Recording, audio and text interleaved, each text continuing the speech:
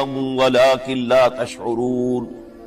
وَلَنَبْلُوَنَّكُمْ بِشَيْءٍ مِّنَ الْخَوْفِ وَالْجُوعِ وَنَقْصٍ مِّنَ الْأَمْوَالِ وَالْأَنفُسِ وَالثَّمَرَاتِ وَبَشِّرِ الصَّابِرِينَ الَّذِينَ إِذَا أَصَابَتْهُم مُّصِيبَةٌ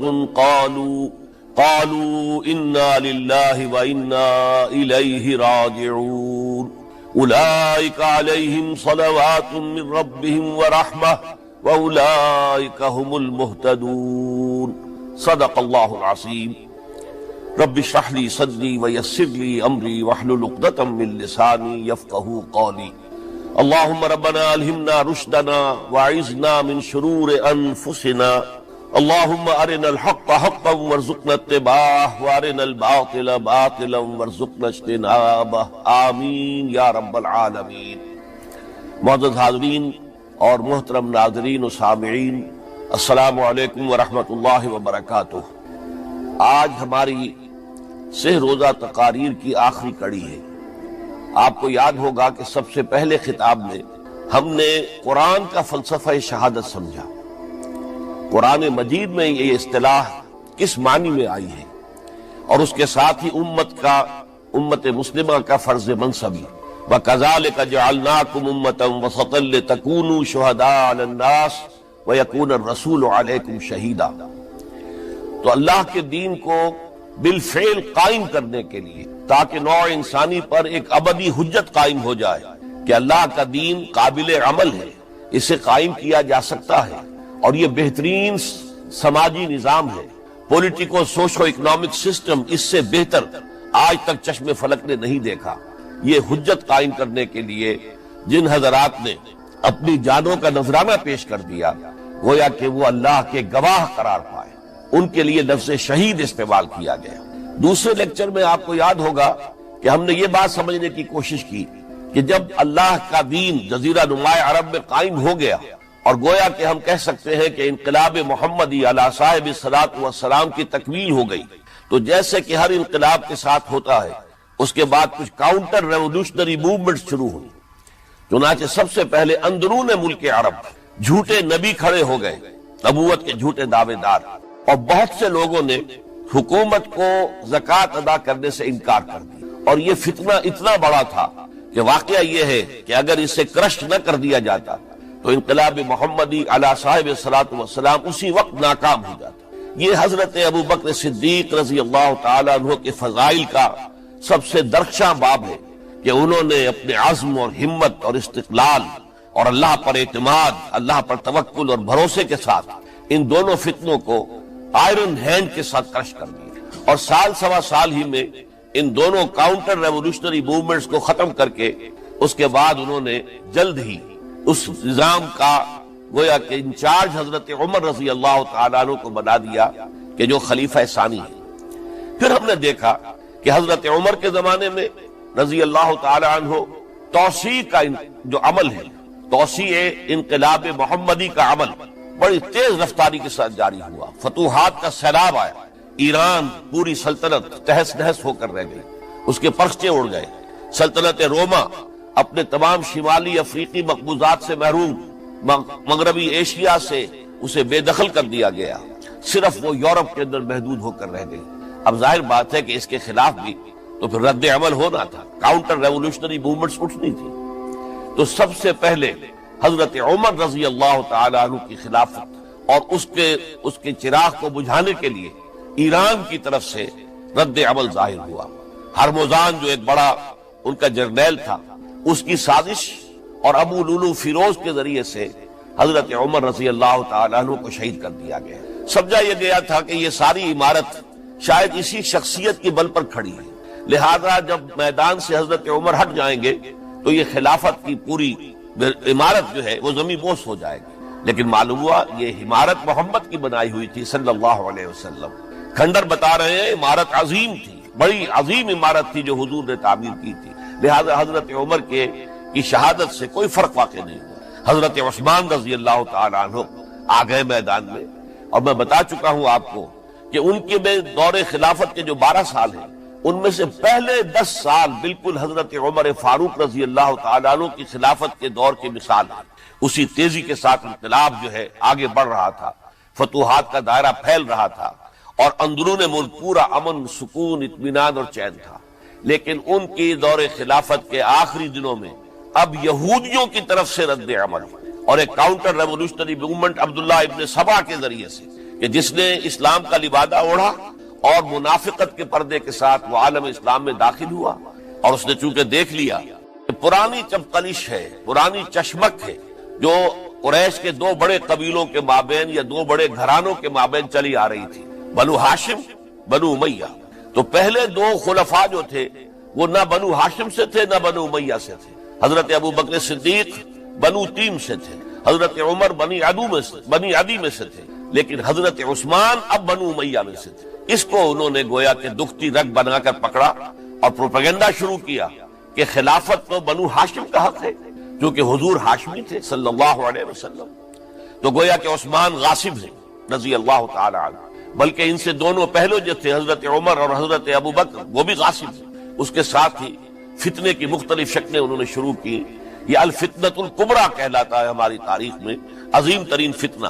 جس کے نتیجے میں حضرت عثمان رضی اللہ تعالیٰ عنہ شہید ہو گئے۔ اور ان کی شہادت کے بعد اگرچہ خلافت حضرت علی رضی اللہ تعالیٰ عنہ کے ہاتھ میں آئی، لیکن یہ کہ باہمی خانہ جنگی کا وہ سلسلہ شروع ہوا جو حضرت علی کے دور خلافت جو 5 سالوں پر مشتمل ہے، اس کے دوران مسلسل خانہ جنگی رہی۔ ایک طرف شیعان علی تھے، دوسری طرف شیعان عثمان آ گئے، جو حضرت عثمان رضی اللہ تعالیٰ عنہ کے قتل کے قصاص کے مطالبے کو لے کر سامنے آئے۔ جنگ جمل ہوئی، ایک رات میں 10,000 مسلمان شہید، جنگ صفین میں 74,000 مسلمان شہید ہوئے، جنگ نہروان میں پھر 4,000 مسلمان شہید ہوئے۔ یہ شہادتیں جو چل رہی تھی، یہ کس لیے چل رہی تھی کہ جو بھی عمارت خلافت کی قائم ہوئی تھی اب اسے قائم رکھا جائے، اغیار کی طرف سے جو سازشیں ہو رہی ہیں، جو حملے ہو رہے ہیں، اسے ختم کرنے کے لیے ان کا مقابلہ کیا جائے۔ تو یہ اور اس کا یہ دور ختم ہوتا ہے حضرت علی کی شہادت پر رضی اللہ تعالی عنہ۔ اور یہ بات نوٹ کر لیجئے کہ حضرت علی کو شہید کرنے والے وہ خارجی تھے، عبد الرحمن ابن ملجم خارجی طبقے سے تعلق رکھتا تھا، جو پہلے حضرت علی کے لشکر کے شامل تھے، لیکن جب حضرت علی نے رضی اللہ تعالی عنہ تحکیم اور ثالثی کی تجویز قبول کر دی تو وہ ناراض ہو گئے کہ اللہ تعالیٰ ہی ہے حاکم اور حکم، ان الحکم الا للہ، یہ انسانوں کو حکم کیوں بنا لیا گیا؟ اور اس میں اتنی شدت اختیار کی کہ وہ علیحدہ ہو گئے، اس لیے انہیں خوارج کہا گیا۔ انہوں نے رائے یہ قائم کر دی جو مسلمان کبھی کوئی گناہ کبیرہ کا ارتکاب کرے گا وہ کافر قرار پائے گا، جب کافر ہوگا تو گویا کہ مرتد ہے تو واجب القتل، اس کا مال، اس کی عزت سب مباح ہے۔ یہ ہمارا سب سے پہلا گمراہ ترین فرقہ تھا۔ انہی میں سے 3 افراد نے بیٹھ کر اسکیم بنائی کہ یہ 3 افراد ایسے ہیں کہ جن کو اگر میدان سے ہٹا دیا جائے تو شاید مسلمانوں کی باہمی خانہ جنگی ختم ہو جائے اور مسلمان پھر کسی ایک خلیفہ پر راضی ہو جائیں۔ اور یہ تینوں کافر ہیں، معاذ اللہ ثم معاذ اللہ۔ حضرت علی کافر ہیں، ان کو قتل کرنے کی ذمہ داری عبد الرحمن ابن ملجم نے لی۔ حضرت معاویہ قاتل ہیں، ان کے لیے کسی اور کو اسائن کیا گیا۔ عمرو بن العاص قاسم ہیں، ان کے لیے کسی اور کو اسائنمنٹ دی گئی۔ ہوا یہ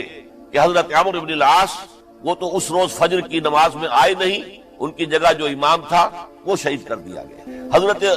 معاویہ رضی اللہ تعالی عنہ ان پر وار اوچھا پڑا، زخمی تو ہوئے لیکن یہ کہ پھر تندرست ہو گئے۔ حضرت علی رضی اللہ تعالی عنہ پر بہت کاری وار ہوا اور حضرت علی رضی اللہ تعالی عنہ کی شہادت سن 35 ہجری میں ہو گئی۔ یہ جو خلافت راشدہ کا اختتام یا تو سن 35 ہجری میں حضرت علی کی شہادت سے سمجھا جائے گا، یا میری ذاتی رائے ہے کہ نہیں، اس میں حضرت حسن کا دور خلافت بھی شامل ہونا چاہیے۔ حضرت حسن کو کسی نے نامزد نہیں کیا تھا، نہ انہوں نے اپنی امیدواری کے ساتھ اپنے طاقت کے بل پر خلافت حاصل کی تھی، بلکہ حضرت علی سے جب یہ کہا گیا تھا کہ کیا ہم آپ کے بیٹے حسن کے ہاتھ پر بیعت کر لیں، تو انہوں نے فرمایا تھا کہ میں نہ تمہیں روکتا ہوں نہ حکم دیتا ہوں، یہ تمہارا معاملہ ہے، تم جسے مناسب سمجھو اس کے ہاتھ پر بیعت کر لو۔ حضرت حسن رضی اللہ تعالیٰ عنہ نے جن کے ہاتھ پر جو بیعت ہوئی، اب معاملہ یہ ہو گیا کہ امیر معاویہ رضی اللہ تعالیٰ عنہ وہ ایک لشکر لے کر شام سے چلے۔ حضرت حسن 50,000 آدمیوں کے ساتھ ادھر سے نکلے،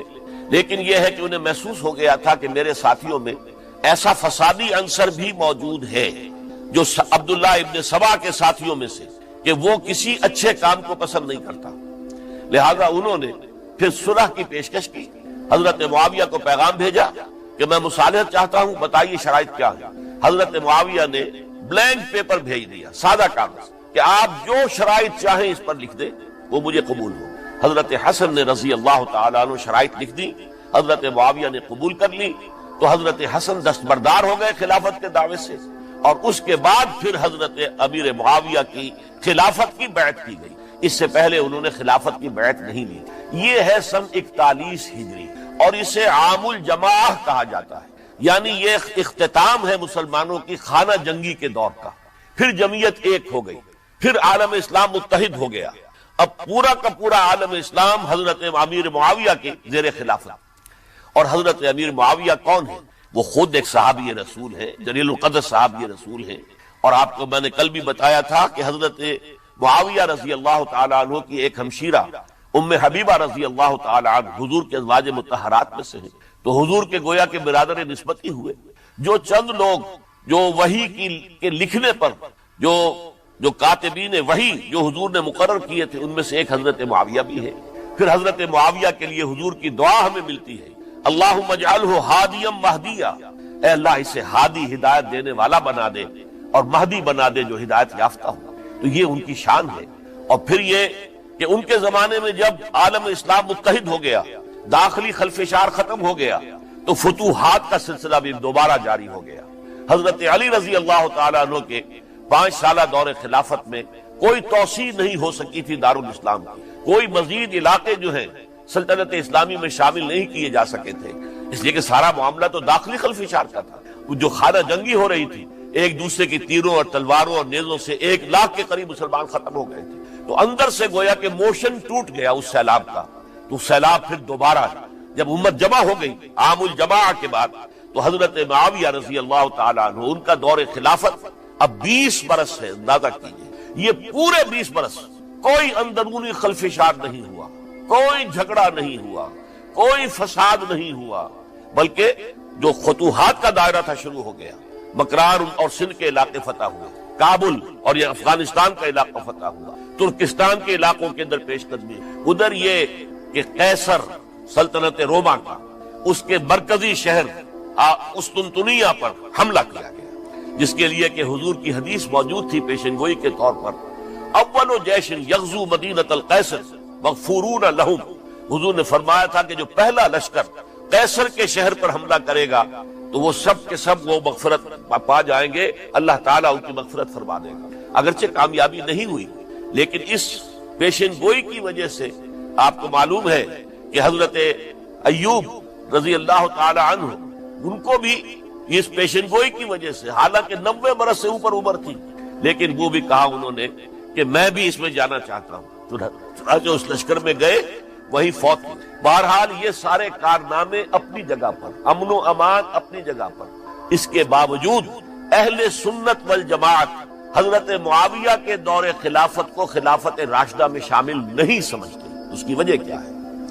خلافت راشدہ کی شرط اولین قرآن مجید کے حکم کے مطابق امرہم شورا بینہم، مسلمانوں کے باہمی معاملات باہمی مشورے سے طے پاتے ہیں۔ حضرت ابو بکر صدیق رضی اللہ تعالیٰ عنہ سقیفہ بنی سعدہ کے اندر مشورے کے بعد ان کو منتخب کیا گیا اور ان کے ہاتھ میں بیعت ہوئی۔ حضرت عمر رضی اللہ تعالیٰ عنہ کو حضرت ابو بکر نے مسلمانوں سے مشورہ کر کے پھر نامزد کی۔ حضرت عثمان کے لیے حضرت عمر رضی اللہ تعالیٰ عنہ نے اپنے جانشین کے لیے 6 افراد پر مشتمل کمیٹی بنا دی، جو بڑے سے بڑے جو اصحاب جو جن کے بارے میں کہا گیا ہے کہ جن کو دنیا ہی میں بشارت دے دی گئی تھی، جو عشرہ مبشرہ میں سے جو باقی تھے، ان کے اوپر مشتمل کمیٹی بنا دی کہ آپ لوگ طے کر لیں اور اپنے سے کسی ایک پر جمع ہو جائیں۔ اس اعتبار سے حضرت علی کے ہاتھ پر بھی جو بیعت ہوئی ہے تو وہ اہل مدینہ کے دباؤ پر ہوئی ہے، ان کے مطالبے پر ہوئی ہے۔ حضرت علی خود جو ہے وہ خلافت کے مدعی نہیں تھے، بلکہ انکار کرتے رہے، چونکہ فتنے کا دور تھا، حضرت عثمان شہید ہوئے تھے، مسلمانوں کے دل زخمی تھے۔ اس حالت میں وہ سمجھتے تھے کہ اگر میں یہ خلافت جو ہے اپنے ہاتھ میں لے لوں گا تو ہو سکتا ہے کہ اس کا حق ادا نہ کر سکوں، لیکن یہ کہ جب انہوں نے دیکھا کوئی اور بھی تیار نہیں، طلحہ بھی تیار نہیں، زبیر بھی تیار نہیں، تو آخر مسلمانوں کو بغیر امارت کے چھوڑا تو نہیں جا سکتا، تو حضرت علی نے وہ قبول کر لی۔ حضرت حسن کے بارے میں بتا چکا ہوں کہ ان کے بارے میں لوگوں نے کہا تو حضرت علی نے فرمایا میں نہ حکم دیتا ہوں نہ روکتا ہوں، لیکن حضرت امیر معاویہ رضی اللہ تعالیٰ عنہ صحابی بھی ہے، حضور کے قرابت دار بھی ہیں، کاتبین وحی میں سے بھی ہیں، پھر ان کا دور حکومت امن، سکون، اطمینان ہر طرح سے جو ہے 20 برس تک کوئی داخلی خلفشات نہیں ہوا، کوئی فساد نہیں ہوا، کوئی باہمی جنگ و جدل نہیں ہوا، بلکہ فتوحات کا دائرہ آگے بڑھا۔ اس کے باوجود چونکہ انہوں نے طاقت سے خلافت حاصل، لہذا ان کے دور خلافت کو ہم خلافت راشدہ میں تسلیم نہیں، حالانکہ وہ خود راشد ہیں، اس لیے کہ تمام صحابہ کرام کے بارے میں سورہ حجرات میں فرمایا وَلَكِنَّ اللَّهَ حَبَّبَ إِلَيْكُمُ الْإِيمَانَ وَزَيَّنَهُ فِي قُلُوبِكُمْ وَكَرَّهَ إِلَيْكُمُ الْكُفْرَ وَالْفُسُوقَ وَالْعِصْيَانَ أُولَٰئِكَ هُمُ الرَّاشِدُونَ۔ تمام صحابہ کرام کی شان یہ ہے کہ اللہ تعالیٰ نے ان کے دلوں میں ایمان کو کھبو دیا ہے، ایمان ان کے دلوں میں رچ گیا ہے، بس گیا ہے، جم گیا ہے، اور کفر سے، فسق سے انہیں تبھی نفرت ہو گئی ہے، اور یہ سب کے سب راشدون ہیں۔ تو تمام صحابہ راشدون ہیں، اس اعتبار سے خود حضرت امیر معاویہ بھی راشدون میں شامل ہے، لیکن خلفائے راشدین میں شامل نہیں ہے۔ خلفائے راشدین عام طور پر تو ہم کہتے ہیں حضرت ابوبکر، حضرت عمر، حضرت عثمان، حضرت علی۔ میں نے اپنی ذاتی رائے، حقیر سی رائے عرض کی ہے، اس میں حضرت حسن کا دور بھی شامل ہونا چاہیے 6 مہینے کا، تب وہ 30 برس پورے ہوتے ہیں، جو حدیث میں آیا ہے کہ خلافت جو ہے وہ 30 برس رہے گی، اس کے بعد ملوکیت شروع ہو جائے گی۔ تو ملوکیت کا پہلا قدم یہ تھا کہ حضرت معاویہ نے طاقت سے بزور خلافت حاصل کی، اس لیے ان کو خلیفہ راشد ہم نہیں کہتے۔ البتہ یہ ضرور ہے کہ ان کا دور بہت پرسکون دور تھا۔ البتہ جب 10 برس گزر گئے حضرت معاویہ کے دور حکومت کو، اب میں یہاں لفظ خلافت کی بجائے دور حکومت استعمال کر رہا ہوں، جو کہ خلافت راشدہ سے ذرا اس کا فرق واضح ہو جائے، تو اس وقت ایک اور صحابی، جلیل القدر صحابی مغیرہ ابن شعبہ رضی اللہ تعالی عنہ، وہ حضرت معاویہ کے پاس آئے اور انہوں نے یہ کہا کہ دیکھیے، اگر آپ نے اپنے بعد اپنا جانشین نامزد نہ کیا تو ہو سکتا ہے پھر فسادات پیدا ہو جائے، پھر مختلف لوگ خلافت کا دعویٰ لے کر کھڑے ہو جائیں، پھر خانہ جنگی ہو جائے۔ 5 برس کی خانہ جنگی میں 1 لاکھ سے زیادہ مسلمان شہید ہو چکے ہیں، قتل ہو چکے ہیں، ہلاک ہو چکے ہیں۔ اب دوبارہ وہی دور نہ آ جائے، لہذا آپ اپنا جانشین نامزد کر دیجئے۔ امیر معاویہ ریلیکٹنٹ تھے، لیکن انہوں نے دلائل دیے، دلائل مضبوط تھے۔ انہوں نے کہا کہ اب کبار صحابہ دنیا سے رخصت ہو چکے، وہ جماعت کہ جن کی تربیت اور تزکیہ، جن کی تعلیم حضور نے خود کی تھی اور ان کو اندر سے پاک کر دیا تھا، ان کی نیتیں بالکل پاک ہو چکی، کوئی نفسانیت ان میں نہیں رہی تھی، وہ جماعت تو اکثر و بیشتر اب ختم ہو چکی، فوت پا چکے، وفات ہو چکی۔ لہذا اب جو ہے اکثر و بیشتر نو مسلم ہیں جو بعد کے فتوحات کے ذریعے سے اسلام لائے ہیں، لہذا ان کے اندر نہ وہ پختگی ہے، نہ ان کے اندر وہ تقویٰ ہے، نہ تدین ہے، نہ اصول پرستی ہے۔ اسلام کی پوری تعلیمات جو ہیں وہ ان کے وجود کے اندر، ان کے شعور کے اندر گہری اتری ہوئی نہیں ہے، لہذا اب صورتحال وہ نہیں رہ سکے گی جو حضرت ابوبکر یا حضرت عمر یا حضرت عثمان یا حضرت علی کے زمانے میں تھی، لہذا آپ نامزد کی۔ یہ بھی بتا دوں کہ مغیرہ ابن شعبہ کون تھے رضی اللہ تعالیٰ عنہ۔ نمبر 1 یہ کہ یہ اصحاب شجرہ میں شامل ہیں، جن 1400 یا 1800 افراد نے حضور سے بیعت کی تھی صلح حدیبیہ سے متصل القبر، اس درخت کے نیچے بیٹھ کر، جس کے بارے میں سورہ فتح میں فرمایا گیا کہ لقد رضی اللہ عن المؤمنین اذ یبایعونک تحت الشجرہ، اللہ ان تمام اہل ایمان سے راضی ہو گیا جو ہے نبی صلی اللہ علیہ وسلم آپ کے دست مبارک پر بیعت کر رہے تھے اس درخت کے نیچے، ان میں سے موجود، ان میں یہ مغیرہ ابن شعبہ ہے۔ پھر مغیرہ ابن شعبہ وہ ہے کہ حضرت علی اور امیر معاویہ، ان کے درمیان جو خانہ جنگی ہوئی اس میں ہمیشہ حضرت علی کے ساتھ رہے، حضرت علی کے ہی وہ سپورٹر تھے، ان کے ساتھ تھے۔ اس پہلو سے اچھی طرح سمجھ لیجئے کہ یہ نہیں ہے کہ وہ در حقیقت کو پہلے سے وہ امیر معاویہ کے ساتھی تھے، نہیں، لیکن اب جو صورتحال وہ دیکھ رہے تھے، جہاں دیدہ انسان تھے، بہت بڑے سیاستدان تھے، جانتے تھے حالات کو، حالات کے نفس پر ان کا ہاتھ تھا، لہذا انہوں نے یہ مشورہ دیا اور پھر امیر معاویہ نے اس مشورے کو قبول کر لیا اور یزید کی ولی عہدی کا اعلان کر دیا۔ یہ بالکل مڈل ہے حضرت امیر معاویہ کے دور خلافت کا درمیان۔ یہ 10 سال جب ہو گئے تھے حضرت امیر معاویہ کی خلافت کو یا حکومت کو، تب یہ معاملہ پیش آیا اور یزید کے ہاتھ پر یہ بیعت ولی عہدی تمام جو بھی مختلف گورنرز تھے ان کے ذریعے سے کہہ دیا گیا اپنے اپنے علاقے کے لوگوں سے بیعت لے لو۔ یہ بیعت عام طور پر لوگوں نے کر لی، البتہ 5 شخصیتیں جو بہت نمایاں تھیں انہوں نے اس بیعت سے انکار کیا۔ ان میں کون تھے ذرا نوٹ کیجئے۔ حضرت ابو بکر فوت ہو چکے، ان کے بیٹے عبد الرحمن ابن ابی بکر۔ حضرت عمر فوت ہو چکے، ان کے بیٹے عبداللہ ابن عمر۔ حضرت زبیر فوت ہو چکے، ان کے بیٹے عبداللہ ابن زبیر۔ حضرت عباس فوت ہو چکے، ان کے بیٹے عبداللہ ابن عباس۔ حضرت علی شہید ہو چکے، ان کے بیٹے حسین ابن علی رضی اللہ تعالی عنہم اجمعین۔ یہ پانچ جو امت کے بہت بڑے پانچ افراد کے گویا کے وہ چشم و چراغ تھے ان گھرانوں کے، انہوں نے انکار کیا۔ اور ان میں خاص طور پر عبد الرحمن ابن ابی بکر نے یہ جملہ کہا کہ تم چاہتے ہو کہ قیصر و کسریٰ کی سنت پر عمل کرو کہ باپ کے بعد بیٹا حاکم بن جائے، یعنی ایک قدم تو خلافت کا نظام پہلے ہی نیچے اتر چکا۔ مشاورت سے تو حضرت امیر معاویہ کا بھی جو نسب ہوا ہے وہ مشاورت سے نہیں ہوا۔ ایک درجے میں وہ جو اللہ تعالیٰ کے رسول نے عمارت بنائی تھی شاندار،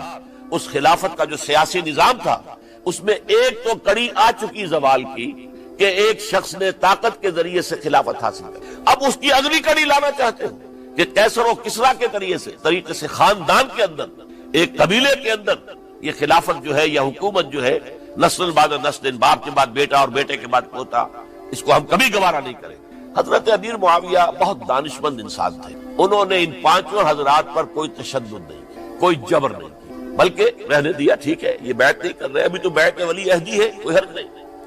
لہذا کوئی جھگڑا، کوئی اس وجہ سے کوئی فساد، اس بنا پر کوئی جنگ نہیں رہی۔ 10 سال گزر گئے، یعنی 10 سال تک یزید ولی عہد رہا ہے، 10 سال تک۔ اور اس سوائے ان 5 بڑی شخصیتوں کے جو پوری امت تھی، عوام الناس تھے، ان سب نے اسے قبول کیا۔ یہ صورتحال اب جب پیدا ہوئی جب حضرت امیر معاویہ کا انتقال ہو گیا، یہ سن 60 ہجری، اب سوال پیدا ہوا کہ وہ ولی عہدی کی بیعت اب بیعت خلافت میں منتقل ہو جائے گا۔ لہذا پھر یہ ہوا کہ سب لوگوں سے، سب گورنروں کو لکھ دیا گیا تمام صوبوں کے اندر کہ اپنے اپنے لوگوں سے بیعت لے لو۔ ظاہر بات ہے کہ وہاں کوئی ریفرنڈم نہیں ہوتا تھا، کوئی ووٹ نہیں ہوتے تھے کہ اس کی پرچیاں ڈالی جا رہی ہوں، ایک ایک شخص سے رائے لینا نہیں ہوتی تھی، بلکہ اس وقت کی جمہوریت یہ تھی اور شورائیت یہ تھی کہ ڈیفرنٹ کلینز ہیں، ڈیفرنٹ فیملیز ہیں، ڈیفرنٹ ٹرائبز ہیں، ان کے سردار، ان کے بڑے لوگ، ان کے اہم لوگ بیعت کر لیں تو گویا کہ سب کی بیعت ہو گئی۔ وہ ایک قبائلی نظام تھا اور اس میں یہ نہیں تھا نظام کے ووٹ بنے ہوئے ہوں اور اس کی پرچیاں ڈالی جا رہی ہوں۔ تو تمام عالم اسلام نے گویا کہ بیعت قبول کر لی اب یزید کی بحیثیت خلیفہ۔ اب وہ جو 5 آدمی تھے ان میں سے ایک فوت ہو چکے تھے، حضرت عبد الرحمن ابن ابی بکر رضی اللہ تعالی عنہما، دونوں فوت ہو گئے، لیکن باقی 4 رہ گئے۔ ان چاروں کو نوٹ کیجئے، اور یہ بڑا سینسٹیو ایشو ہے جس پر میں اب گفتگو کر رہا ہوں۔ ان چاروں میں کون ہیں؟ عبداللہ ابن عباس، عمر میں سب سے بڑے وہ ہیں، اور ان کی شان یہ ہے کہ انہیں حبر الامہ کہا گیا ہے، امت کے سب سے بڑے عالم، اور قرآن مجید کے وہ سب سے پہلے مفسر ہیں۔ اصل جو جتنی بھی تفسیری روایات ہمیں ملتی ہیں حضرت عبداللہ ابن عباس کے شاگردوں سے، تابعین سے، لہذا ان کا بہت اونچا مقام ہے۔ حضرت عبداللہ ابن عمر، ان کا مقام بھی آپ کو معلوم ہے، حدیثوں کی کتنی بڑی تعداد ہے جو عبداللہ ابن عمر سے مروی ہے، اور اس کو سلسلۃ الذہب کی پہلی کڑی کہا جاتا ہے۔ روایت حدیث میں جو سنہری زنجیر ہے اس کا آغاز حضرت عبداللہ ابن عمر ہے۔ ایک طرف یہ دونوں ہو گئے، ان دونوں کی رائے کیا ہوئی؟ اگرچہ کام غلط ہوا ہے، یہ اس طریقے سے قیصر و کسریٰ کی روایت پر عمل کرنا غلط، لیکن یہ اتنی بڑی غلطی نہیں ہے کہ اس کی وجہ سے باہمی جنگ و جدال ہو، خوریزی ہو، ایک دوسرے کی گردنیں کاٹی جائیں اور فتنہ و فساد پیدا کر دیا۔ لہذا انہوں نے یزید کی بیعت کر لی۔ 2 حضرات رہ گئے، یہ نسبتاً نوجوان ہیں، ان دونوں کی پیدائش ہجرت کے بعد ہوئی ہے۔ ہجرت کے بعد پہلا بچہ جو مہاجرین میں پیدا ہوا ہے وہ عبداللہ ابن زبیر ہے، بلکہ کچھ عرصے تک مہاجرین میں جب کوئی پیدائش نہیں ہوئی تو وہ مکے مدینہ کے منافقین نے کہنا شروع کر دیا تھا کہ یہ یہاں کے کمزور ہو گئے، نامرد ہو گئے، ان کی اولاد اب چلے گی نہیں۔ تو عبداللہ ابن زبیر جب پیدا ہوئے، اور آپ کو معلوم ہونا چاہیے وہ حضرت ابوبکر صدیق کے نواسے ہیں، حضرت عائشہ صدیقہ کی ہمشیرہ حضرت اسماء کے بیٹے ہیں عبداللہ ابن زبیر، اور زبیر بہت شجاع، بہت ہی بہادر انسان تھا۔ تو عبداللہ ابن زبیر کے اندر بھی وہی کیفیات تھی۔ انہوں نے کہا نہیں، اس غلطی کو ہم برداشت نہیں کریں گے، خونریزی ہوتی ہے تو ہو،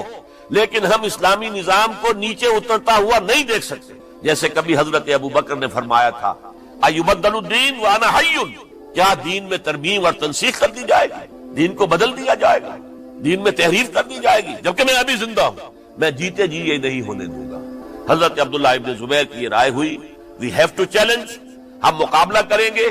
ہم اسے پیسیولی قبول نہیں کریں گے۔ انہوں نے بیعت سے انکار کیا اور مدینہ چھوڑ کر مکے جا کر حرم کے اندر پناہ گزاری۔ یہی معاملہ حضرت حسین ابن علی رضی اللہ تعالی عنہما کا تھا، وہ بھی نہایت شجاع، نہایت جری، نہایت بہادر۔ انہوں نے بھی کہا کہ یہ غلط کیسر و کسریٰ کی روایت جو شروع ہو رہی ہے اسے ہم نے ریزسٹ کرنا ہے اور اسے ہم آگے نہیں چلیں۔ ان پر بھی جب دباؤ ڈالا گیا کہ بیعت کرو تو وہ کچھ وقت مان کر کہ دیکھیے میں ایسا شخص نہیں ہوں کہ تنہائی میں علیحدہ کمرے میں بیٹھ کر بیعت کروں، جب عمومی بیعت لوگے تم سب سے تو میں بھی آ جاؤں گا، اس وقت لوگ فیصلہ کریں گے۔ تو بس اس وجہ سے پھر وہ گورنر جو تھا اس وقت مدینے کا، اس سے اجازت لے کر آ گئے اور راتوں رات وہاں سے نکل کر وہ بھی مکے پہنچ۔ تو اب یہ چار جو ہیں دو گروہوں میں تقسیم ہو گئے، 2+2۔ دو کی رائے یہ ہوئی کہ بات غلط ہے لیکن اس کی بنا پر خون ریزی، جنگ و جدال، جنگ آپس میں خون ریزی کرنا یہ صحیح نہیں، بلکہ مصلحت اس میں ہے کہ اس کو قبول کرنا۔ پھر اللہ تعالیٰ کو بہتر حالات پیدا کرے گا اس کے ذریعے سے، تعلیم کے ذریعے، تلقین کے ذریعے سے، جیسے نبی اکرم صلی اللہ علیہ وسلم نے اتنا عظیم انقلاب برپا کیا تھا۔ ہم کوشش کریں گے کہ نظام حکومت کی اصلاح ہو جائے، لیکن اس وقت اگر ہم اڑ گئے تو پھر گویا خون ریزی اور فساد اور باہمی جو جنگ ہے وہ شروع ہو جائے گی۔ اور دو حضرات کی رائے ہوئی کہ نہیں، ہمیں ہر صورت میں رجسٹ کرنا ہے، خون ریزی ہوتی ہے تو ہو، ہمیں جانیں دینی پڑتی ہے تو دیں گے، ہم شہادت قبول کریں گے لیکن اس غلطی کو قبول نہیں کر سکتے۔ تو میں اس کے لیے عرض کر رہا ہوں، یہ تیسری شہادتوں کا جو دور شروع ہوا ہے، پہلا شہادتوں کا دور حضور کا دور، دین کو قائم کرنے کی جد و جہد میں جنہوں نے جانے دی ہے۔ دوسرا دور اس دین کے خلاف جو کاؤنٹر ریولوشنری موومنٹس آئی ہیں ان کو رفع کرنے کے لیے جانے دینا۔ ہزاروں صحابہ کی جانیں اس میں بھی گئی ہیں، مسیلمہ ابن کذاب ہو یا مانعین زکوٰۃ ہو، ان کے خلاف جو جہاد ہوا۔ پھر ظاہر بات ہے کہ حضرت عثمان رضی اللہ تعالیٰ عنہ کے بعد جو فساد ہوا، وہ شہادتیں کیا تھی؟ اس دین کے نظام کو قائم رکھنے کے لیے، انٹیکٹ رہے، دشمن اس کے اندر رکھنے ڈالنے میں کامیاب نہ ہو جائے۔ اب تیسرا دور وہ آ رہا ہے کہ جب کہ داخلی طور پر اس نظام خلافت کے اندر زوال شروع ہو رہا ہے، اس زوال کو روکنے کے لیے کہ وہ اپنی اصل جو خلافت کا نظام اللہ نے اور اس کے رسول نے دیا ہے اس کی بنیاد پر قائم رہے، لہذا ہم ریزسٹ کریں گے اس تبدیلی کو اور میدان میں آ کر مقابلہ کریں۔ یہ حضرت عبداللہ ابن زبیر رضی اللہ تعالی عنہما اور حسین ابن علی رضی اللہ تعالی عنہما، اب ان دونوں میں ایک اختلاف ہوا۔ حضرت عبداللہ ابن زبیر کی رائے یہ تھی کہ یہ مکہ ہے، یہ اللہ کا گھر ہے، یہ حرم ہے اور یہاں کے لوگ بہت سے برے اثرات سے ابھی تک بچے ہوئے ہیں، پاک ہیں، لہذا ہمیں یہاں رہنا چاہیے۔ اس کو مرکز بنا کر ظاہر بات ہے اسی مکے سے محمد الرسول اللہ صلی اللہ علیہ وسلم نے دعوت شروع کی تھی، وہیں سے وہ پھیل کر جو ہے ایک عظیم انقلاب کی شکل اس نے اختیار کی تھی، ایک عظیم مملکت جو ہے حضور چھوڑ کر گئے تھے۔ تو ہمیں مکے میں رہ کر ہی اپنی تحریک شروع کرنی چاہیے۔ لیکن ادھر حضرت علی کے پاس پیغام آ رہے تھے کوفے سے، کوفہ چونکہ حضرت حسین کے پاس پیغام آ رہے تھے کوفے سے، چونکہ کوفے کو حضرت علی نے دارالخلافہ بنا لیا تھا اور وہاں سمجھا جاتا تھا کہ حضرت علی کے ہمدرد اور حضرت شیعان علی جنہیں ہم کہیں ان کے ساتھی ہم خیال یہ لوگ ہیں کثرت کے ساتھ، اور وہاں سے اب خطوط کا تانتا شروع ہو گیا، آپ یہاں آئیے، ہم بےتاب ہیں، آپ کا استقبال کریں گے، آپ کے ہاتھ پر بیعت کریں گے، تاکہ یہ جو کیسر و کسریٰ کی سنت شروع ہو رہی ہے اس کو روکا جا سکے۔ وہ تانتا بنا ہوا ہے خطوط کا۔ تو حضرت حسین رضی اللہ تعالیٰ عنہ نے فیصلہ کر لیا کہ میں کوفے جاؤں گا۔ حضرت زبیر روکتے رہ گئے کہ نہیں، کوفیوں پر اعتماد نہ کی، یہ زبانی کلامی ساتھ دیتے ہیں، جب ڈنڈا چلتا ہے تو پھر یہ ہٹ جاتے ہیں میدان سے، ان پر اعتماد نہ کریں آپ، لہذا یہی مکے میں رہیے اور ہم دونوں مل کر ایک بڑی طاقت بن جائیں گے، اور یہ مکہ جو ہے ہمارے لیے حصار ہے، یہ ہمارے لیے پناہ گاہ ہے، یہاں سے اس دعوت کا آغاز کیا۔ اب یہ افسوس ہے اسے اللہ کی مشیت سمجھا جائے، اللہ کی مرضی ہے، جو کچھ ہوتا ہے وہ تو باذن رب ہوتا ہے، اللہ اپنی مصلحتوں سے ہم سے زیادہ واقف ہے، ہم تو نہیں سمجھ سکتے۔ حضرت حسین نے فیصلہ کیا اور ڈٹ گئے اس فیصلے پر کہ میں کوفے جاؤں گا۔ اب یہ بھی بات قرآن مجید میں آیا ہے، حضور سے خطاب کر کے فرمایا گیا فَإِذَا عَزَمْتَ فَتَوَكَّلْ عَلَى اللَّهِ، جب ایک مرتبہ آپ ایک ارادہ کر لیں تو پھر اللہ پر توکل کی، پھر یہ نہیں کہ کبھی آگے کبھی پیچھے جاؤں یا نہ جاؤں، یہ نہیں، یہ تردد یہ نہیں، بلکہ یہ کہ ایک فیصلہ کر کے ڈٹ جائیے، اس لیے کہ جو بھی نتیجہ ہے وہ تو اللہ کے ہاتھ میں ہے۔ لہذا اللہ پر توکل کیجئے، فَإِذَا عَزَمْتَ فَتَوَكَّلْ عَلَى اللَّهِ۔ لہذا سب نے سمجھایا حضرت حسین کو کہ آپ کوفے نہ جائیں۔ سمجھانے والوں میں حضرت عمر بھی تھے رضی اللہ، حضرت عبداللہ ابن عمر بھی تھے رضی اللہ تعالی عنہ، اگرچہ کوئی قرابت داری جو ہے قریبی نہیں تھی، لیکن بہرحال امت کی ایک شخصیت، عظیم شخصیت تھے۔ سمجھانے میں سب سے زیادہ زور صرف کیا ہے حضرت عبداللہ ابن عباس نے رضی اللہ تعالی عنہما۔ اور حضرت عبداللہ ابن عباس کون ہے؟ ایک رشتے سے حضرت حسین کے چچا ہیں، ایک رشتے سے حضرت حسین کے نانا ہیں۔ کیوں؟ حضرت علی اور حضرت عبداللہ ابن عباس چچا زاد بھائی ہیں، عباس کے بیٹے، ابو طالب کے بیٹے، عباس اور ابو طالب بھائی ہیں۔ تو یہ فرسٹ کزن تھے حضرت علی اور عبداللہ ابن عباس رضی اللہ تعالی عنہ۔ لہذا انہوں نے جب کہا تو گویا کہ ایک چچا، ایک بزرگ سمجھا رہا ہے۔ اور دوسرے رشتے سے حضور نانا تھے حضرت حسین کے، اور حضور بھی کزن تھے حضرت عبداللہ ابن عباس کے، چچا زاد بھائی۔ اس حوالے سے سمجھ لیجئے کہ حضور کے کزن نانا کے درجے میں آ گئے۔ تو یہ دو رشتے تھے حضرت عبداللہ ابن عباس کے، اور انہوں نے بڑی الہا و زاری کے ساتھ، بڑی اپنے مقام سے نیچے اتر کر خوشامد کی، حسین خدا کے لیے باز آ جا، حسین خدا کے لیے باز آ جا، حسین اگر جانا ہی ہے تو اپنے بال بچوں کو لے کر نہ جا۔ جس طریقے سے تمہارے باپ حضرت علی رضی اللہ تعالیٰ عنہ کو کوفہ کے اندر ذبح کر دیا گیا،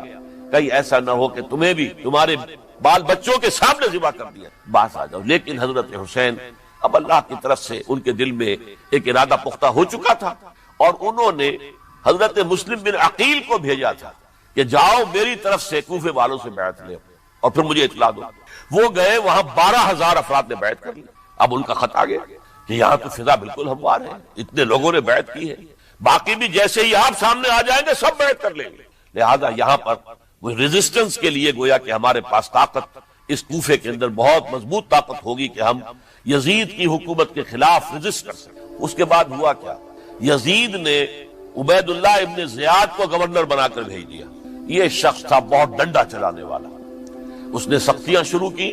تو بہت سے لوگ اس بیعت سے قائم ہوئے، لیکن مسلم بن عقیل وہ میدان میں آئے اور ان کے ساتھ ہزاروں آدمی آ گئے جنہوں نے بیعت کی تھی، ابھی تک بیعت پر قائم تھے، اور انہوں نے گورنر کے گھر کا گھیراؤ کیا۔ گورنر کے ساتھ 30-40 آدمی تھے کل، وہ چھتوں پر چڑھ گئے، وہاں سے پتھراؤ کیا، اور وہاں سے جو 30-40 آدمی کوفے کے تھے ان سے کہا تم اپنے اپنے لوگوں کو کہو کہ چلے جائیں واپس یہاں سے۔ انہوں نے اوپر سے کہنا شروع کیا، ڈرایا، بہت خوفناک نتیجہ نکلے گا، اب عبید اللہ ابن زیاد تم سب کو ہلاک کر دے گا۔ ایک ایک کر کے بھیڑ چھٹتی چلی گئی اور صرف چند افراد رہ گئے، اور اس کے نتیجے میں حضرت مسلم بن عقیل شہید کر دیے گئے، بلکہ ایک شخص حامی نے انہیں پناہ دی تھی کوفے میں، ان کو بھی قتل کر دیا گیا، شہید کر دیا گیا۔ اس پر یہ ہے کہ انہوں نے ایک شخص کے ذریعے سے پیغام دیا قتل کیے جانے سے پہلے کہ دیکھو میرا تو وقت آ گیا ہے، میں تو اب قتل ہو جاؤں گا، شہید کر دیا جاؤں گا، تو میرا پیغام حسین تک پہنچا دو رضی اللہ تعالی عنہ کہ یہاں یہ بغاوت ہو گئی۔ لوگوں نے، کوفیوں نے، الکوفی لا یوفی، کوفی جو ہے وہ پورا نہیں کرتا اپنے عہد کو اور وفا کو، اس کا ایک ثبوت ہمیں مل گیا ہے، یہ سب کے سب منحرف ہو گئے بیعت سے، آپ جہاں تک آ گئے وہاں سے واپس چلے جائیے۔ جب حضرت حسین کے پاس یہ پیغام پہنچا اور انہوں نے ارادہ کیا کہ ٹھیک ہے یہ تو حالات بدل گئے، لہذا واپس چلنا چاہیے، شاید عبداللہ ابن زبیر کی رائے ہی صحیح ہے، ہمیں مکے ہی میں بیٹھ کر کام کرنا چاہیے۔ لیکن اب جو ہے عرب کا ایک خاص مزاج ہے، حضرت مسلم بن عقیل کے بیٹے آڑے آ گئے، اب ہم اپنے باپ کے خون کا قصاص لیے بغیر نہیں جائیں گے۔ اور حضرت حسین رضی اللہ تعالیٰ عنہ بامروت انسان، شریف النفس انسان، کیسے ممکن تھا غیرت مند غیور انسان وہ کیسے ان کی بات کو رد کر دے؟ لہذا اچھا چلو چلتے ہیں کوفے کی طرف، آگے بڑھتے چلے گئے، کربلا میں پہنچ گئے، جو کچھ وہاں ہوا ہے پھر آپ کو معلوم ہے۔ اس میں یہ بات ہے پہلے 1000 کا لشکر بھیجا تھا عبید اللہ ابن زیاد نے، اس پر حضرت حسین رضی اللہ تعالیٰ عنہ نے جو باتیں کہیں وہ کچھ اثر انداز ہو گئے۔ ان کا افسر جو تھا حر بن یزید تمیمی، وہ بعد میں حضرت حسین کا حامی ہو گیا، اور حضرت حسین کے ساتھ ہی اس کو بھی شہادت نصیب۔ پھر دوسرے کو بھیجا عمرو بن سعد، عمرو بن سعد بھی ایک بڑی عظیم شخصیت کا بیٹا تھا، حضرت سعد ابن ابی وقاص جو فاتح ایران تھے، اور جن کو غزوہ احد کے موقع پر حضور نے فرمایا تھا کہ اے سعد تیر چلاؤ، میرے ماں باپ تم پر قربان ہوں، جبکہ احد میں گھیراؤ کر لیا تھا حضور کا اور کفار قتل کرنے کے لیے ہجوم کر رہے تھے، اور کچھ حضرات تیر چلا چلا کے انہیں پھینک رہے تھے، دور جو ہے ہٹا رہے تھے، ان میں سے حضرت سعد بن ابی وقاص بھی تھے۔ پھر وہ فاتح ایران تھے، اسی لیے گورنر بن گئے تھے ایران کے۔ سعد جو ہے ان کا بیٹے یہ عمرو جو ہے یہ اب ایک بڑے صوبے کا گورنر بھی تھا، اس وقت 4000 آدمی دے کر بھیجا، وہ بھی نرمی کرتا رہا، اس نے کوئی تشدد نہیں کیا، اس کے اندر بہرحال اپنے عظیم باپ کے خون کا کچھ اثر تھا۔ لیکن یہ کہ پھر ابن زیاد کو اطلاع مل گئی کہ عمرو ابن سعد جو ہے وہ تو لے تو لال کر رہا ہے، حملہ نہیں کر رہا، قتل نہیں کر رہا، بلکہ یہ کہ وہ تو اس راستہ بھی دینے کے لیے تیار ہے کہ نہ مدینے کی طرف جائیے اور نہ آپ مکے کی طرف جائیے، نہ کوفے کی طرف جائیے، بلکہ آپ چاہے تو دمشق چلے جائیں، یزید سے اپنا معاملہ کریں۔ اس پر ابن زیاد نے پھر وہاں سے خط لکھا ہے، میں نے تمہیں اس کام کے لیے بھیجا تھا، میں نے تمہیں حکم دیا تھا حسین سے میری بیعت لو، یعنی میری بیعت کے ذریعے یزید کی بیعت لو، اور اسے پکڑ کر لا کر میرے سامنے پیش کر۔ لہذا پھر اس نے ایک بہت خونخوار شخص کو زیادہ فوج دے کر بھیجا ہے، اور وہ جو ہے اس نے آ کر جو ہے شمر میں پھر اس نے فیصلہ کن معاملہ کیا۔ حضرت حسین رضی اللہ تعالیٰ عنہ نے ان دنوں میں جو وہاں گزرے جتنے بھی کوفی آئے ہوئے تھے نا، اکثر و بیشتر تو کوفے کے لوگ تھے، ان سے کہا کہ میں خود نہیں آیا، تم نے مجھے بلایا تھا، اے فلاں ابن فلاں کیا تم نے مجھے خط نہیں لکھا تھا کہ آؤ؟ اے فلاں ابن فلاں کیا تم نے مجھے پیغام نہیں بھیجا تھا کہ یہاں تشریف لائیے؟ اور دیکھو میرے پاس تمہارے خطوط موجود، وہ ایک تھیلا جس میں کہ خطوط ہے وہ بھی لا کے میدان میں رکھی۔ یہ حضرت حسین رضی اللہ تعالیٰ عنہ کی شرافت اور اپنی صاف دلی، کوئی اس کے اندر عیاری نہیں تھی ان کے اندر، معاذ اللہ ثم معاذ اللہ، لیکن یہ کہ اس کا نتیجہ اچھا نہیں نکلا۔ نتیجہ کیا نکلا؟ اب انہیں پتا چل گیا کوفیوں کو، اگر اب حسین زندہ دمشق پہنچ گئے یزید کے پاس تو یہ ہم سب کا بھاڑا پھوڑ دیں گے، ہماری شامت آ جائے گی، لہذا اب تو کسی صورت انہیں زندہ نہیں رہے۔ یہ ایک بڑا اہم واقعہ نوٹ کر لیجیے، اس لیے کہ حضرت حسین نے ایک ایک کا نام لے کر اے فلاں ابن فلاں، اے فلاں ابن فلاں، اے فلاں ابن فلاں، کیا تم نے خط نہیں لکھا تھا؟ کیا تمہارا پیغام نہیں تھا؟ اب انہوں نے دیکھا کہ یہ بھانڈا اگر یزید کے ہاں جا کر پھوڑ دیا گیا تو پھر ہماری خیر نہیں ہوگی۔ یہی وجہ ہے حضرت حسین کو شہید کرنے کے بعد، یہ نوٹ کر لیجئے، 72 آدمی تھے کل، جس کو کہہ لیں لشکر حضرت حسین کا رضی اللہ تعالیٰ عنہ، ان میں سے 20 خاندان بنی ہاشم کے چشم و چراغ تھے، وہ بڑی بہادری سے لڑے، بڑی بہادری سے لڑے، ایک ایک نے لڑ کر جان دی ہے، بہت سو کو مارا۔ یقاتلون فی سبیل اللہ فیقتلون ویقتلون، قتل کر بھی رہے تھے، قتل ہو بھی رہے تھے، ایک ایک کر کے قتل ہو رہے تھے، شہید ہو رہے تھے۔ 20 جو ہے خاندان بنی ہاشم میں سے شہید ہوئے ہیں۔ حضرت حسین رضی اللہ تعالیٰ عنہ کا ایک بہت ہی انفنٹ چھوٹا بچہ وہ بھی شہید ہوا، باقی سب مرد، تمام مرد، سوائے ایک حضرت حسین کے بیٹے حضرت علی بن حسین زین العابدین کہلائے بعد میں، وہ بیمار تھے، وہ جنگ میں حصہ نہیں لے سکتے تھے، وہ بچ گئے صرف۔ اچھا حضرت حسین شہید ہو گئے، یہ ہے 10 محرم الحرام سن 61 ہجری۔ کیا مطلب ہے؟ حضور کے انتقال کے ٹھیک 50 برس بعد سن 11 ہجری میں حضور کا انتقال، اور سن 61 ہجری میں حضور کے نواسے اور جن کے بارے میں حضور نے فرمایا سیدہ شباب اہل الجنہ، حضرت حسین شہید کر دیا۔ اور اس کے بعد اس لشکر نے خیموں کو آگ لگا دی۔ یہاں نکتہ سمجھ لیجیے، آگ کیوں لگائی؟ انہیں معلوم تھا ہمارے خلاف ڈاکومنٹری پروف موجود ہے وہاں پر، وہ ہمارے خطوط کے تھیلے وہاں موجود ہیں، اگر وہ باقی رہ گئے تو ہماری شامت آ جائے گی، ہمیں کون بچائے گا؟ ورنہ ظاہر بات ہے کہ اگر تو وہ دشمنی کے انداز میں بات ہوتی تو خواتین کی بھی بے حرمتی کی گئی ہوتی، لیکن نہیں، کسی نے، ظاہر بات ہے کہ خانوادہ نبوت کی کسی خاتون کی بے حرمتی نہیں کی، قطعاً نہیں کی، قطعاً نہیں کی، قطعاً نہیں کی، لیکن خیمے جلانا ان کی ضرورت تھی تاکہ وہ ریکارڈ جو ہے ان کا وہ تلف ہو جائے، سارے خطوط جو ہے وہ جل جائیں تاکہ ان کے خلاف ثبوت باقی نہ رہے۔ یہ عظیم سانحہ کربلا ہے۔ اب چونکہ یہ ہماری تاریخ کے ان واقعات میں سے ہے جس پر بہت کچھ اختلافات ہیں، مختلف گروہوں کی تعبیرات بہت مختلف ہیں، ایک طرف اہل تشیع کا اپنا بیان ہے، دوسری طرف اہل سنت کا ایک اجماعی بیان ہے، تیسری طرف کچھ ایسے لوگ پیدا ہو گئے ہیں جو حضرت حسین رضی اللہ تعالیٰ عنہ پر الزام لگا رہے ہیں اہل سنت میں سے کہ وہ تو حکومت کے طالب تھے، وہ اقتدار کے خواہش مند تھے، واجب القتل تھے، معاذ اللہ ثم معاذ اللہ ثم معاذ اللہ۔ حضرت حسین اگرچہ صغار صحابہ میں سے، یعنی حضور کی حیات طیبہ میں ابھی چھوٹے بچے تھے، لیکن ان کا شمار صحابہ میں ہے، اور پھر یہ وہ شخص ہے جو حضور کی گود میں کھیلا ہے، یہ وہ ہے جو حضور کے شانوں کے اوپر جس نے سواری کی ہے۔ علامہ اقبال نے جیسے حضرت اسماعیل کے لیے کہا ہے کہ وہ فیضان نظر تھا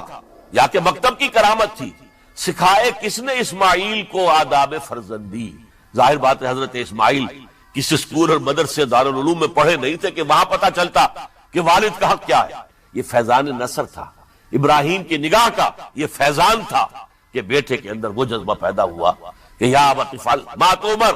ابا جان جو خواب آپ دیکھ رہے ہیں اور جو حکم آپ کو اس خواب کے ذریعے مل رہا آپ کر گزریے، ستجدنی انشاءاللہ من الصابرین۔ تو اسماعیل کا معاملہ اگر یہ تھا فیضان نظر سے، تو حضرت اسماعیل کو حضرت ابراہیم کے پاس زیادہ رہے بھی نہیں، وہ تو مکے میں رہے۔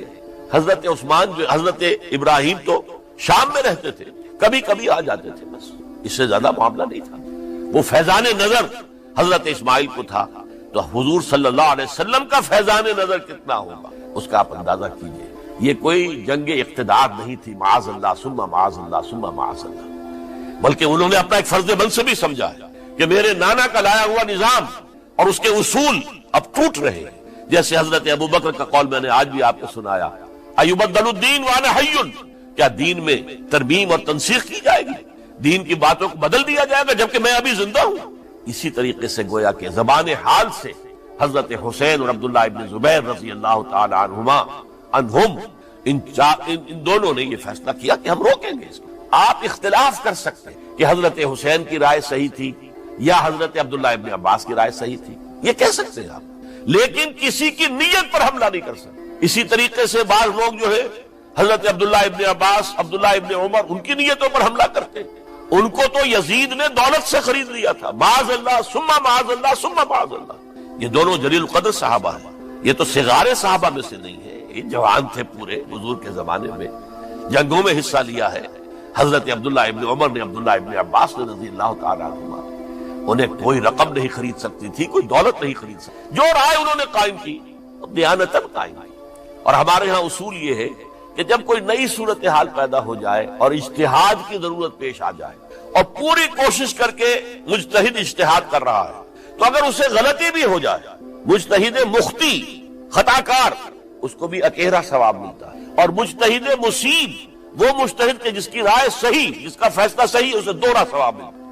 تو ان کے مابین ایک اختلاف رائے کا ہوا، اجتہاد کا۔ آیا یہ غلطی اتنی بڑی ہے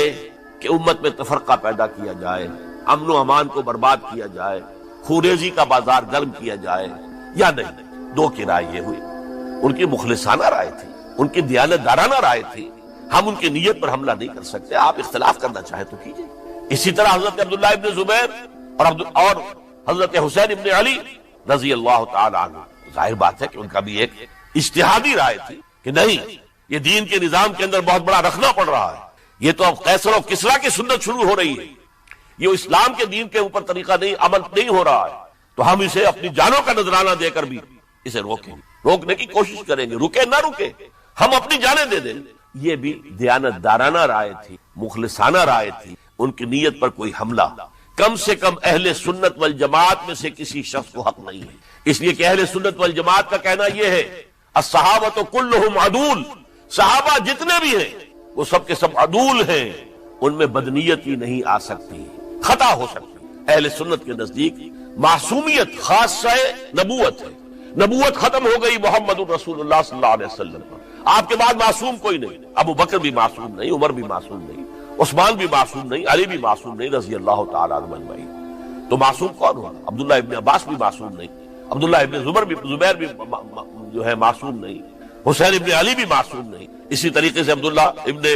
عمر، عبداللہ ابن زبیر، کوئی معصوم نہیں۔ انہوں نے اپنی رائے قائم کی ہے، اس پر عمل کیا ہے دیانت دارانہ سنسیریٹی کے ساتھ، اور ان کے لیے اللہ تعالیٰ کے ہاں ہر طرح کا اجر و ثواب ہے سب کے لیے۔ حضرت عبداللہ ابن زبیر کی رائے اس اعتبار سے بہتر ثابت ہوئی، انہوں نے مکے میں پھر حکومت قائم کی، 9 برس تک ان کی حکومت قائم رہی، بنو امیہ ختم نہیں کر سکے، سن 73 میں جا کر ان کی شہادت ہوئی، اور ایک مرحلہ تو وہ بھی آیا تھا کہ شام اور مصر کی دونوں صوبے جو ہیں وہ بھی ان کے تحت آ گئے تھے۔ تو واقعہ یہ ہے کہ اگرچہ حضور نے ہمیں منع کیا ہے کہ کبھی یہ نہ کہا کرو کہ ایسا ہوتا تو ایسا ہو جاتا، نہیں، جو ہوا اللہ کی مرضی سے ہوا، اللہ کے اذن سے ہوا۔ حدیث کے الفاظ ہیں ان کلمۃ اللہ تفتح عمل الشیطان، یہ جو لو کاش یہ ہو جاتا، کاش یوں ہو جاتا تو بڑے اچھے نتیجے نکلتے، یہاں سے شیطان کا عمل شروع ہو جاتا۔ ورنہ واقعہ یہ ہے کہ دل سے یہ بات نکلتی ہے، اگر حضرت حسین اور عبداللہ ابن زبیر یکجا ہو جاتے اور مکے کو اپنا مرکز بنا کر جو عظیم مقصد انہوں نے اپنے سامنے رکھا تھا کہ یہ جو روایت غلط آ رہی ہے اسلام کے دینی سیاسی نظام کے اندر، اس کو ہم روکیں گے، تو اللہ تعالیٰ انہیں کامیابی عطا فرما دے۔ لیکن یہ پھر ہم کہیں گے ما شاء اللہ کان وما لم یشاء لم یکن، جو اللہ نے چاہا وہ ہوا اور جو اللہ نے نہیں چاہا وہ نہیں ہوا۔ حضرت حسین کو وہ عظیم شہادت اللہ نے دے دی، وہ اونچا مقام عطا کرنا تھا، اور پھر ان کی عظیمت، ان کا صبر، ان کا ثبات، ان کا استقلال، معلوم ہوا کہ اللہ تعالیٰ نے انسانوں کے اندر کتنی کچھ طاقت رکھی ہوئی اور کتنی کچھ صلاحیتیں اللہ نے ودیت کی، وہ جس طرح ڈٹے رہے، کھڑے رہے۔ واقعہ یہ ہے کہ وہ بھی نوع انسانی کے لیے ہمیشہ کے لیے ایک سبق ہے، اور وہ سبق یہ ہے کہ آپ حق، جو بھی آپ حق سمجھے اس حق کے اوپر ڈٹ کر کھڑے ہو جائیں، اور اس میں پرواہ نہ کیجئے کہ آپ کی نفری کم ہے یا آپ کے ساتھ تعداد زیادہ، کوئی خیال نہ کیجئے، اس کے فکر نہ کیجئے کہ حالات ادھر ہیں یا ادھر ہیں، حالات سازگار آپ کے دشمن کے ساتھ ہیں یا آپ کے ساتھ ہیں، کوئی فکر نہ کیجئے۔ حق ہے، اس کا ساتھ دینا لازم ہے، اس کے لیے جان دے دینا یہ سب سے بڑی کامیابی۔ وَلَا تَقُولُوا لِمَن يُقْتَلُ فِي سَبِيلِ اللَّهِ أَمْوَاتٌ، ہرگز نہ کہنا ان کو جو اللہ کی راہ میں قتل ہو جائیں کہ وہ مردہ ہیں، بل احیاء، وہ تو زندہ ہے، ولیکن لا تشعرون، یہ تمہیں شعور نہیں ہے۔ وَلَنَبْلُوَنَّكُمْ، اب یہ تمام مسلمانوں سے خطاب ہو رہا ہے، ہم تمہیں لازماً آزمائیں گے،